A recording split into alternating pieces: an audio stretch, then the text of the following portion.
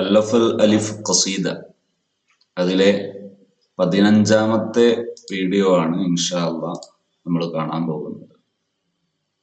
ഇന്നത്തെ വരി സ്വാദ് ആണ്, അക്ഷരം സ്വാദ്.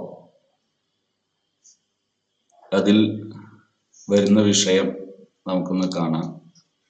സ്ക്രീനിൽ കിതാബിന്റെ വരികൾ തന്നെ കാണാം ഇൻഷാ അല്ലാഹ്. صم عن الدنيا وضرتها ولا تفطر إذا صمت إلا حضرة الرحمن بالوصال صال. ഇതിന്റെ ആശയം ശേഷം പറയാം. വാക്കർത്ഥം ഒന്ന് പരിചയപ്പെടാം. സ്വാമ യസൂമു, സും അമ്രാണ്, നീ നോമ്പ് നോൽക്കുക. അനിദ്ദുനിയ, ദുനിയാവിനെ വിട്ട്, ദുനിയാവിനെ ഉപേക്ഷിച്ച്. വദറത്തിഹ, ദുനിയാവിന്റെ ലറത്തും വിട്ട്. ലറത്ത് എന്ന പദപ്രയോഗം ഒന്നിന് പകരം മറ്റൊന്ന് വരികയും അതൊരു ശല്യമായി തീരുകയും ചെയ്യുന്ന അവസ്ഥ വരുന്ന പ്രയോഗമാണ്. ഇപ്പോ ഒരു മനുഷ്യന് ഇപ്പോ ഭാര്യ മരണപ്പെട്ടു പോവുക ഒക്കെ ചെയ്താൽ മറ്റൊരു ഭാര്യ ഉണ്ടാകുന്നത്, അല്ലെങ്കിൽ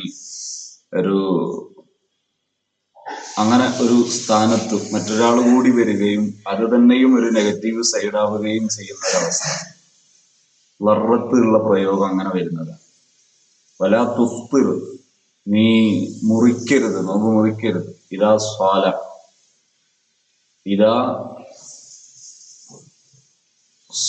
ഇതാ എന്നത് ഇൻഷാ അല്ലാഹ് നമുക്ക് വിശദമായിട്ട് ശേഷം അതിന്റെ ഓരോ ഭാഗവും അതിന്റെ വിശദീകരണങ്ങളിൽ നിന്ന് തന്നെ ഉദ്ധരിക്കാം. അല്ലാ തുഫ്തിർ, നീ എന്ത് ചെയ്യരുത്, മുറിക്കരുത്. ഇതാ സുംത, നീ നോമ്പ് നോറ്റാൽ.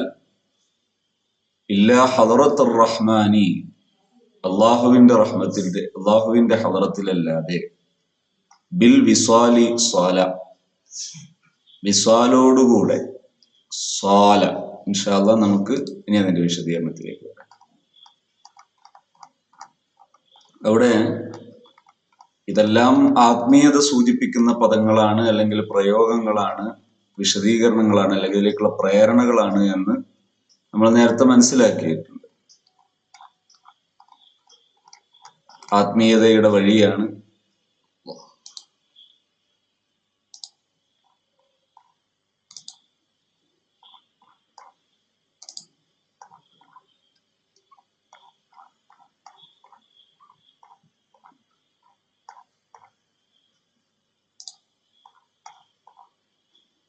സീന്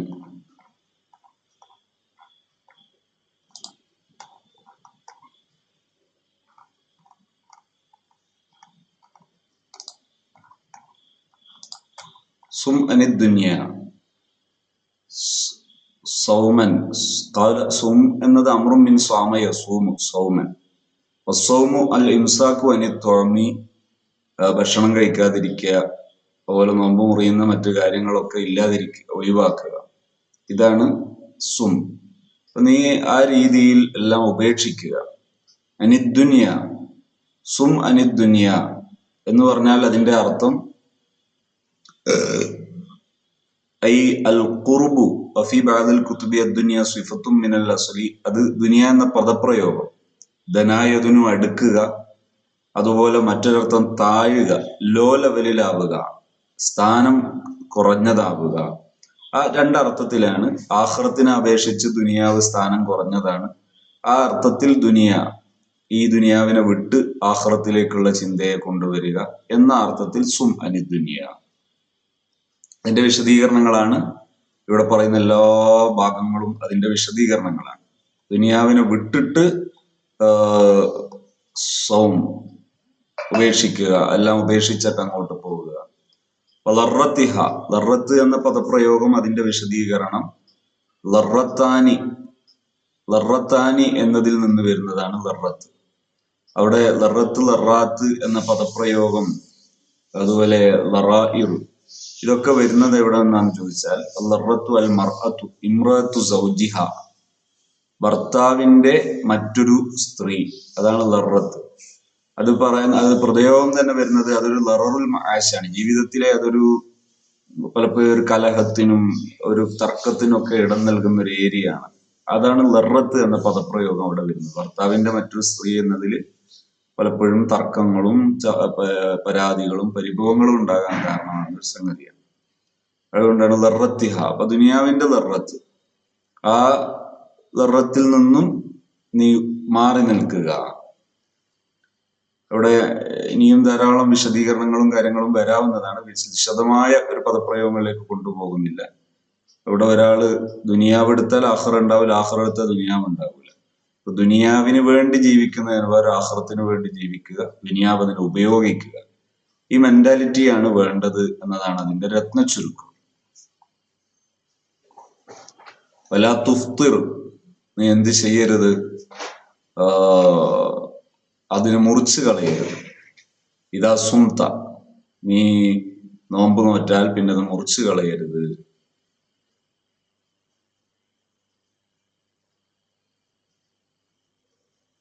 വലാ തുംതിർ വക്ത സിയാമിക്ക, നിന്റെ ആ നോമ്പിന്റെ സമയം നീ എന്ത് ചെയ്യരുത്, ആ നോമ്പ് പിന്നെ മുറിച്ചു കളയാൻ നിൽക്കരുത്. ആ നോമ്പ് നിലനിർത്തണം. വക്ത സിയാമിക്ക, ആ സിയാമ് തന്നെ എന്താണ്, അത് ആണ് പിന്നത്തെ വരികളിൽ സൂചിപ്പിക്കുന്നത്. ഹളറത്തുർ റഹ്മാൻ, അള്ളാഹുവിന്റെ ഹളറത്ത്.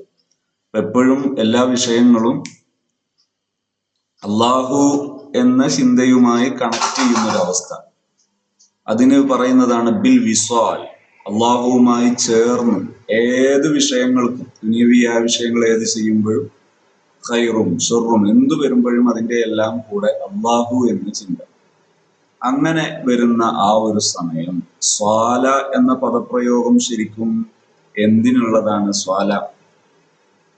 സ്വാലൽ ഫഹലു എന്ന പദപ്രയോഗത്തിൽ നിന്നാണ് അത് വന്നത്. സ്വാലൽ ഫഹലു എന്ന് പറഞ്ഞാൽ ഈ ഒരു ആൺ മൃഗം മറ്റൊരു ഇതിന് ഇണചേരുന്നതാണ് സ്വാല പറയാ. പക്ഷെ അത് ഇവിടെ പ്രയോഗിച്ചത് ആ രീതിയിൽ എന്ത് ചെയ്യുക, പരസ്പരം ഇണങ്ങുക. അങ്ങനെ ഇണങ്ങി വന്നിട്ട് അള്ളാഹുവുമായി അടുത്ത് എല്ലാ ചിന്തയിലും അള്ളാഹു. അതിന്റെ തഫ്സീർ, അതിന്റെ വിശദീകരണം കാണാം.